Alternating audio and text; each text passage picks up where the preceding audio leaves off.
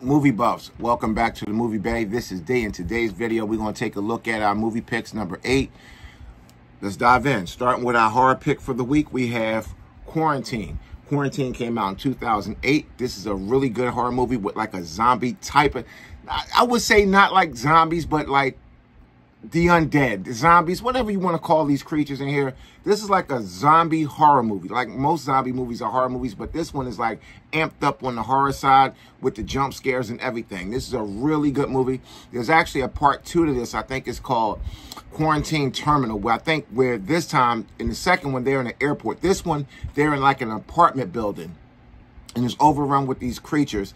And they're quarantined. They can't leave their building because first responders got the building quarantined. And if any of them try to go out, they will be gunned down by first responders. And it's a really good horror movie. I liked it. Jennifer Carpenter did a great job in this movie. She also did a great job in The Exorcism of Emily Rose.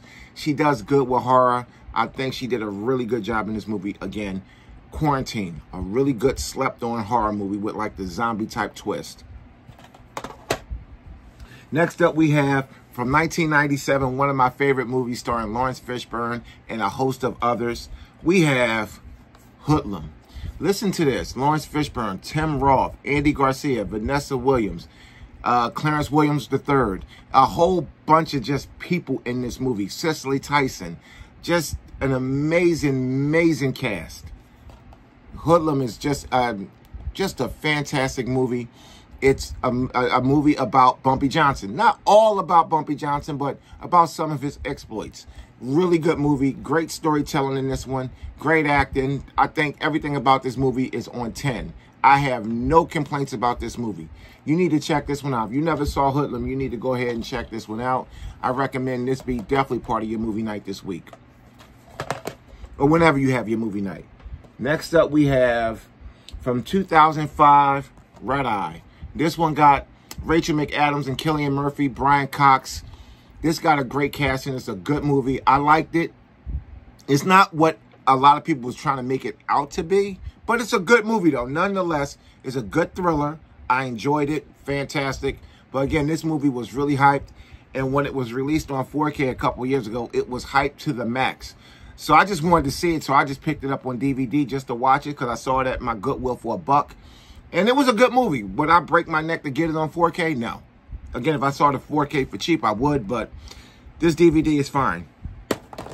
It's just one of those movies. It was a good movie, but I noticed in our community, when anything comes out on 4K, just about anything, like 99% of the movies that's being released on 4K is hyped to the max. Even if the movie is 50 years old, it is hyped to the max. I get it. There's a lot of resolution enthusiasts out there, but some of the hype for some of these movies, I just don't be understanding. But anyway, we have our comedy pick for the week from 1993. We have Mrs. Doubtfire. Toodaloo! This movie is really good. This movie is funny.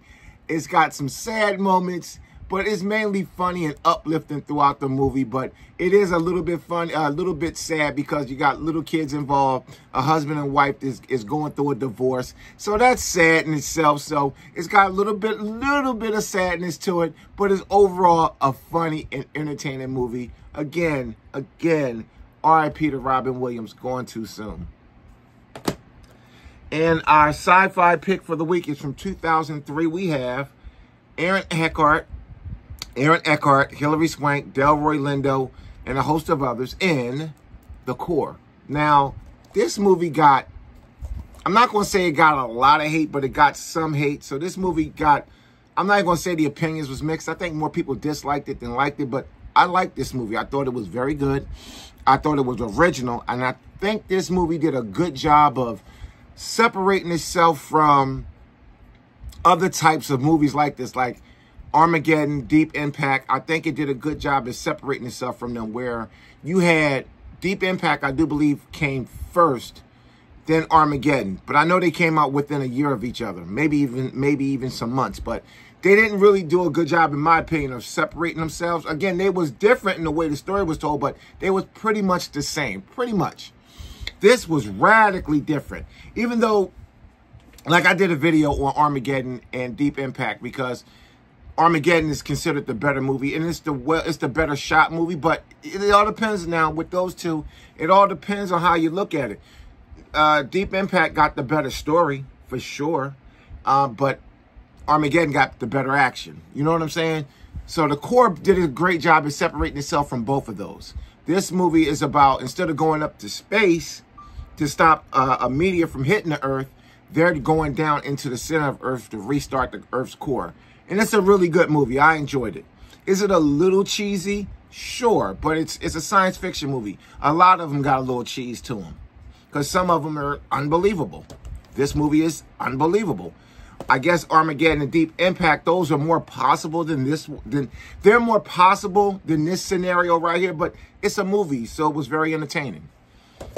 Highly unlikely that what they did would ever be achieved, but still a good movie. That was a rant. I'm sorry, guys. Our Western pick from 1993 is everybody's favorite, Tombstone. Again, Tombstone and Wyatt Earp, they came out in the same year. Both came out in 1993. I got to look at which one came first, but if I'm not mistaken, I think Wyatt Earp came first, or Eva Tombstone. One of them came, it's only two of them, so one of them had to come first, but they're both fantastic movies. They both tell the same exact story. They just go about it in slightly different ways. They're pretty much the same, but slightly different ways. And the slight difference is the slight difference in the cast. I think the cast in Tombstone, I'm not going to say it's better because they both are well-casted movies, but Val Kilmer, we have to go ahead and put it out there right now. Val Kilmer is the X factor. He swung the pendulum in the direction of Tombstone. If it wasn't for Val Kilmer portrayal of Doc Holliday, Wyatt Earp would have been the better movie, and we all know it. But because of Val Kilmer and what he did and what he brought to Doc Holliday, he definitely swung the axe in favor of Tombstone. Banging ass movie, banging performances by everybody involved, but particularly Val Kilmer.